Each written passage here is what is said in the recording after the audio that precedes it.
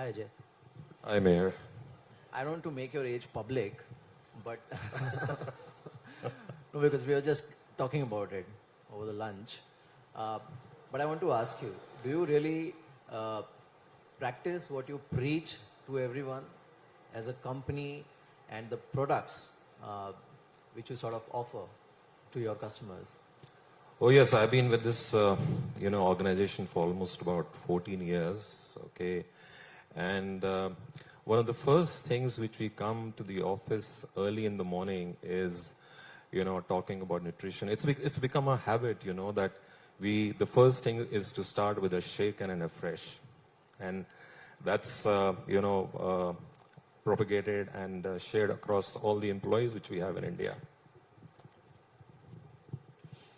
You spoke about, the Eat Right movement that the government has launched. While obviously economy is growing and obviously it comes with its own, side effects, what we have seen is the sedentary lifestyle disease. It's a global problem. India is also facing its own issues. That also results in much more awareness and consciousness about eating right, eating healthy, eating nutritious food, right? So how is this whole dietary supplement market behaving in India? Well, Meher, this has been, we have observed that over the many years, the fast-paced life which everyone is living, this has been a trend that, unhealthy eating habits, but more so in the last couple of years and during the challenging times which we faced in the last 3 years, people have become much more aware of, the good nutrition, about wellness, okay? And one is not saying that, nutrition is important, and the nutraceuticals play an important, part as far as the gaps which are there of, eating right. I mean, what is the gap between eating the 3 meals which we have and completing the full nutrition? So the nutraceuticals or the supplements provide that, ideal nutrition between the gap which is there. It fills the gap, and it plays an important role. Right. What we have seen in India also is the nutraceutical industry's growth rate. It has sort of witnessed a quantum leap.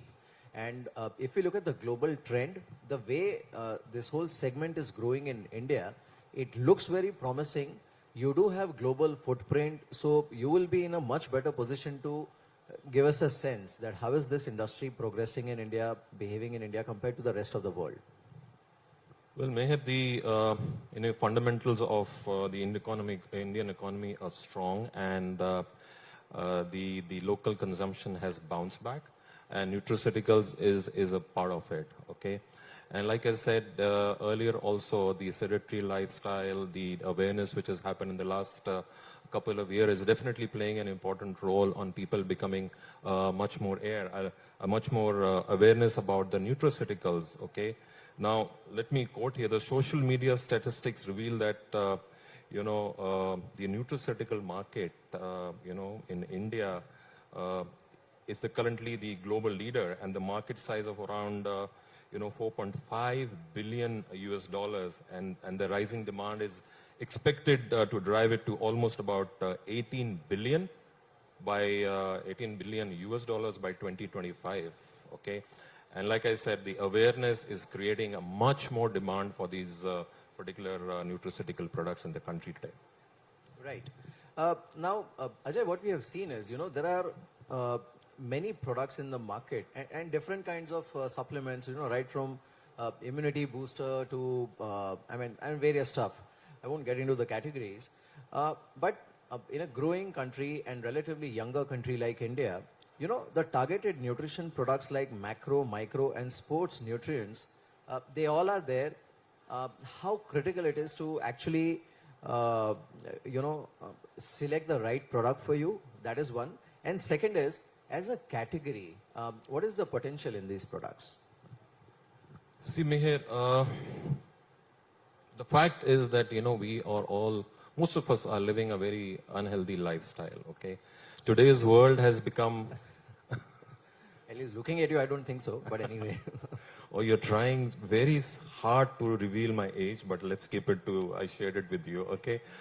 But most of us are, living a very unhealthy lifestyle and, and a fast-paced life, unhealthy eating habits, junk food, and, it's so like I said, there are a lot of players in the market, and but what I would advise to the consumers is that, look at the branded products, okay? Look at products which give you the proper information, what to consume and what not to consume. And definitely, like I said also earlier, nutraceuticals or supplements, they play an important role as far as the missing gaps in your diet is concerned, along with the healthy, active lifestyle which you must maintain. Now, as we discussed, this whole industry is going through a massive spurt of sorts. Now, from wellness point of view, or from sectorally, if you look at the whole range of wellness products, which sectors hold the maximum potential according to you in next maybe 4 or 5 years? Well, Meher, if we observe the trends for the last couple of years, or I would say not couple of years, of many years, I think weight loss, that is critical. Also healthy eating, that is critical. And now what is gaining momentum is basically the targeted nutrition, okay? That is gaining a lot of importance, and I would say is that sports nutrition, this is another upcoming segment which is critical. People want to look good, feel good, have that glow on the face, okay? And I think the personal care or the skin care is also playing an important role, and these are the sectors, or I would say segments, which will continue for the future also. Right. I want to talk about this whole business a bit, and because you mentioned in your speech also, you mentioned about Atmanirbhar Bharat and the fitness movement that is undertaken by the government of India. Now, direct selling as a vertical or as an industry also plays a crucial role in the national economy.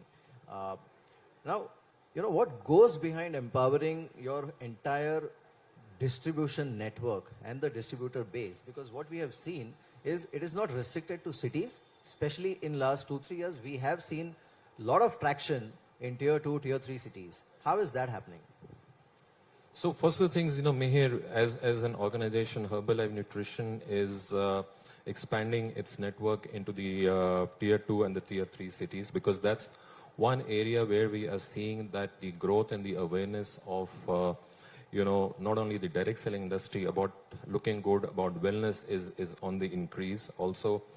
And we are also investing into R&D into India, and we recently set up an R&D center in Bangalore so that we can localize our products and bring localized products to the Indian market. And trust me, we have seen a lot of response, for the localized products in the Indian market. Okay. Thirdly, we also, as an Herbalife, we also provide an unparalleled business opportunity to the, I would say, to the masses of the country.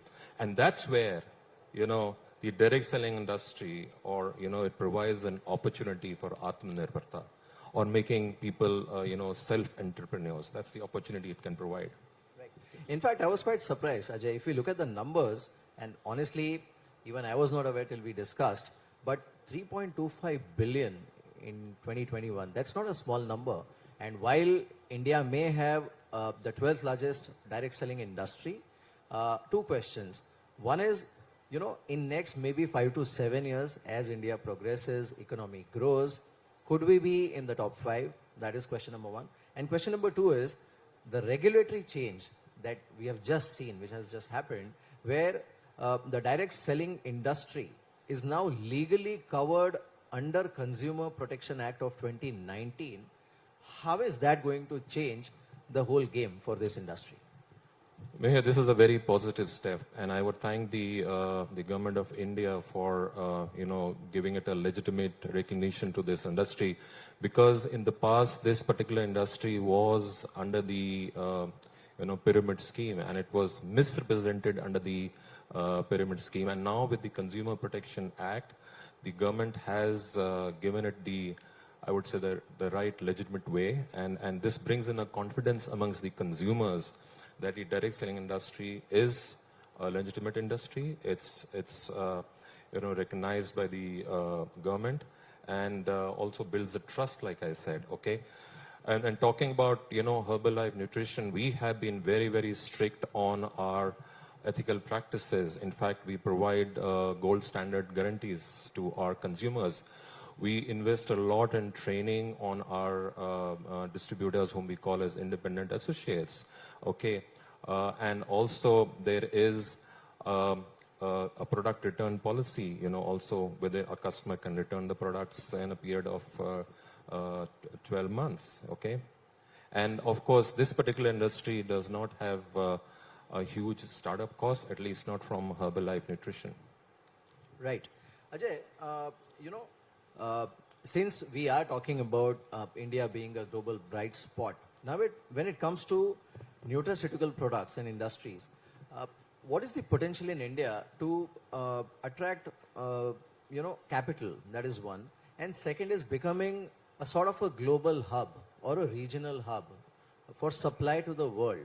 And how are foreign nations reacting to this? Well, India today is, I would say, importing a lot of, rather than exporting the nutraceutical products. But I'm happy that with the new regulations or the new guidelines issued by the FSSAI would definitely ease this, okay, and definitely attract a lot of, investments into, into India. And definitely will also provide a lot of, I would say, product innovation for the companies to, innovate, launch Indian products, I would say. I mean, at Herbalife Nutrition, we try to source all our products through the local vendors. Okay, it's truly made in India, products in India, okay, for us.